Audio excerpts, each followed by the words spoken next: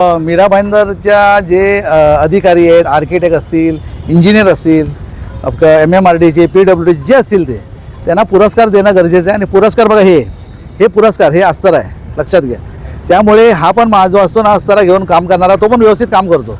पण हे बघा बिंडोकसारखं काम केलेलं आहे. या ठिकाणचे इंजिनियर ना अक्षरशः लोकांच्या पैशाचे धुर्रा करतात, लक्षात घ्या.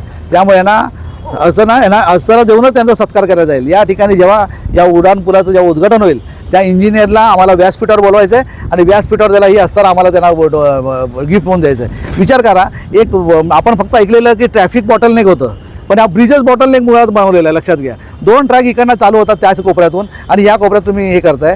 मला असं षडयंत्र वाटतंय की हे जे एन्क्रोचमेंट आहे ना, यांना संरक्षण करण्यासाठी हा योजना राबवलेली असं मला वाटतंय. मीरा भाईंदरचे आयुक्त असतील, अधिकारी असतील, आर्किटेक्ट असतील, इंजिनियर असतील, यांचा धिक्कार करतो, निषेध व्यक्त करतो की मीरा भाईंदरमध्ये तुम्ही नागरिकांची दिशाभूल करताय. एका साईडला सांगता आम्ही एक्सटेन्शन वेस्टपर्यंत घेऊन जाणार आहे. अहो घेऊन जाता 1 वर्ष उशिरा केला असता ना, काय फरक पडला असता. आता 3-3.5 वर्ष काही इलेक्शन नाही आहेत, त्यामुळे तुम्ही अजून 1 वर्षांनी केलं असतं तरी तो क्रेडिट तुम्हालाच मिळणार होतं.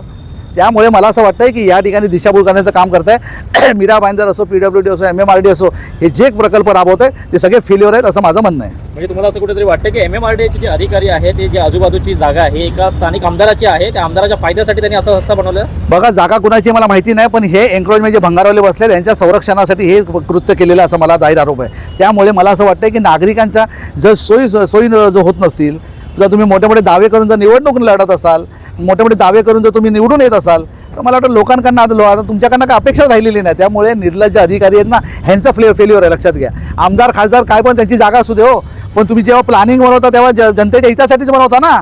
लोक या ठिकाणी 4 लाख होते तेव्हा पण ही परिस्थिती, 8 लाख होती ती परिस्थिती आता 20 लाख झाली आहे. तरी ही परिस्थिती या ठिकाणी फार मोठ्या प्रमाणामध्ये वाहनं जातात. MMRD सांगतं की भविष्यामध्ये आम्ही जी चुकी आहे ती चूक सुधारणार आहोत, आम्ही त्याचे वाढवणार आहोत. मग आता एवढी घाई का केली लोकांनी? हो, तुम्ही याच्या फ्लायर बांधालो त्या तो नंतरची गोष्ट आहे, पण हा पैसा उद्ध्वस्त का केला तुम्ही? हा पण मोठा प्रश्नचिन्ह आहे ना जनतेच्या समोर. हा जो तुम्ही पैसा का उद्ध्वस्त केला? जर तुम्हाला ते एक्सटेन्शन काय होतं, इमिजिएट ॲक्शनमध्ये करायला पाहिजे होतं ना, ते टप्प्याटप्प्यामध्ये का? त्यामुळे मला असं वाटतं हे नागरिकांच्या याच्यावर दिशाभूल करत आहेत, धूळफेक करत असं माझा जाहीर आरोप आहे. शहरामध्ये दोन्ही आमदार आहेत. या निवडणुकीच्या टायमाला दोन्ही सांगत होते की आम्ही काम केलं, मग आता हे काम झालेलं आहे, याची जबाबदारी कोण नेमकं घेणार? जर मला तेच बघायचं आहे. जर प्रताप सरनाईक साहेबांनी आणि नरेंद्र मेहता साहेबांनी जर सांगितलं की आम्ही फ्लायर बनवला, तर हे जे कृत्य केलं हे कुणी केलं आहे हे पण सिद्ध होणं गरजेचं आहे. त्यामुळे मला वाटतं की हे कृत्य जे केलं असेल ते पण समोर येतील. आणि मला तर मी आमदार खासदारांना दोषच देत नाही, लक्षात घ्या. टाउन प्लॅनिंग काय नावाची काही वस्तू आहे की नाही?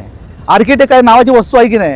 लक्षात घ्या. आज आमच्या सामान्य नागरिकांना हे जर अस्ताला त्यांना भेट द्यायची इच्छा होते, म्हणजे विचार करा ना. वस्ताला का भेट देता तुम्ही? हो, अस्ता म्हणजे ज्याच्यापेक्षा चांगलं हे काम करू शकतात.